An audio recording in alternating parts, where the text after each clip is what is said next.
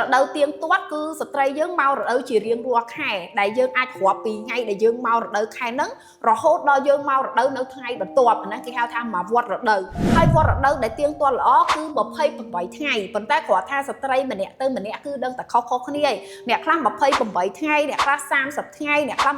25ថ្ងៃអីចឹងទៅវាមានរដូវវែងនិងរដូវខ្លីប៉ុន្តែជាស្តង់ដារហ្មងregular period គឺ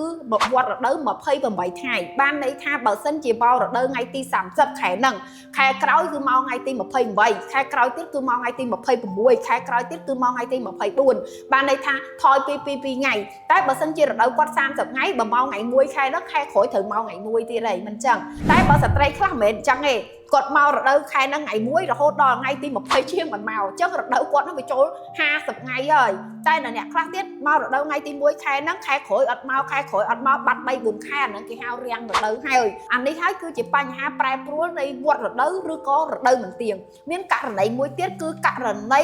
រយៈពេលនៃការមករដូវជាទូទៅស្ត្រីមករដូវអាចចន្លោះពី3ថ្ងៃទៅ1សប្តាហ៍ចោះចាតែអ្នកខ្លះទៀតគាត់មករដូវតែ1ថ្ងៃអ្នកខ្លះទៀតគាត់មករដូវ3ថ្ងៃនឹងហើយ5ថ្ងៃក្រោយមករដូវទៀតអាហ្នឹងគេហៅថាធ្លាក់ឈាមឬក៏រដូវប្រែប្រួលហើយចាវាមានអ្វីផ្សេងតាក់ទងរឿងអរម៉ូនដែរគាត់ត្រូវតែមើលបើសិនជារដូវគាត់មកតិចថ្ងៃពេកឬក៏រដូវរអាក់រអួលមកថ្ងៃហ្នឹងបាត់មួយថ្ងៃហើយថ្ងៃក្រោយមកទៀតអាហ្នឹងក៏វាប្រែប្រួលខុសប្រក្រតីដែរគាត់គួរតែឆែកសុខភាពជាពិសេសមើលទៅលើបញ្ហាវិបត្តិអរម៉ូននិងមើលទៅលើមុខងារវេជីវិតញីអីផ្សេងដែលរួមចំណែកឲ្យគាត់